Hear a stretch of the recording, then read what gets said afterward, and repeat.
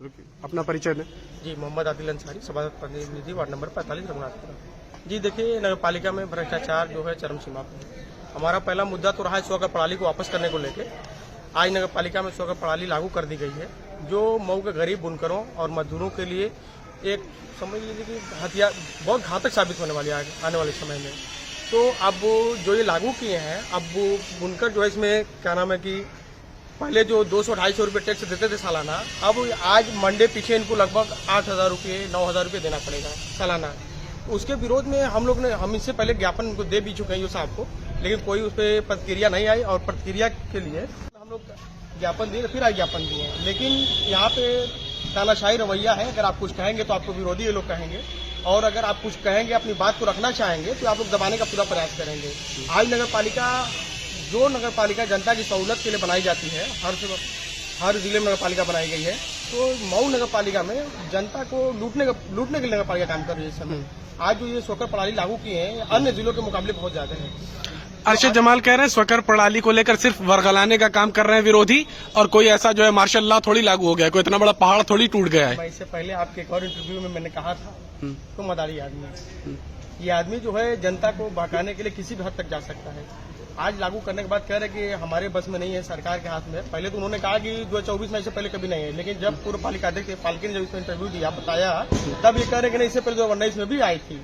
तो जब ये लागू किए तो कम से कम इनको जो नगर पालिका के सभासद हैं उनको बुला के बैठा कर मीटिंग करना चाहिए, बताना चाहिए। यार जानकारी किसी को नहीं दी कि मनमानी तरीके से काम किया। आप भी सभासद प्रतिनिधि है ना? जी, किस वार्ड से बता दें? वार्ड नंबर 45 रघुनाथपुरा जी।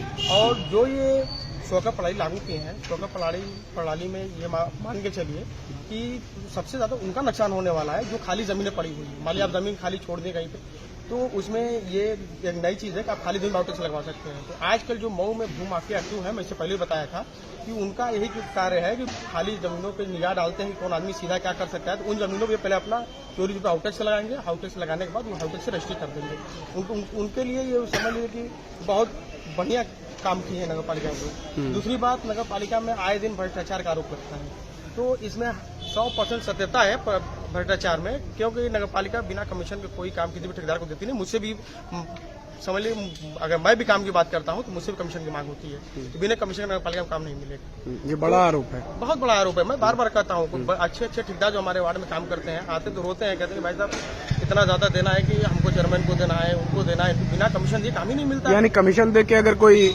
गुणवत्ता विहीन कार्य करे तो वो कर सकता है? बिल्कुल करे, उनको खुली छूट है। अगर आप ऊपर से पैसा दे रहे हैं, कमीशन दे रहे हैं, तो आप बिंदास जो काम करना है करिए, कोई नहीं बोलने वाला है। क्या मांगे आज हैं आपकी? देखिए, हमारी मांगे ये है कि पहले तो स्वकर प्रणाली पे वापस करें। मऊ की जनता, मऊ के गरीब बुनकर जो है वो सहन नहीं कर पाएंगे, नहीं दे पाएंगे। तो जितना जल्दी हो सके इस पे आप नगर पालिका की मीटिंग बुलाइए, सभासदों को बुलाइए, बैठक रखिए, अपनी बात रखिए, और उसमें जैसे भी वापस करिए। अगर आप वापस नहीं करते हैं तो हम लोग 15 दिन का अल्टीमेटम दे रहे हैं।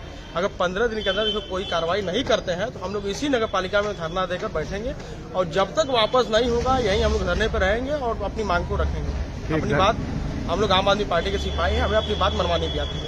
धन्यवाद।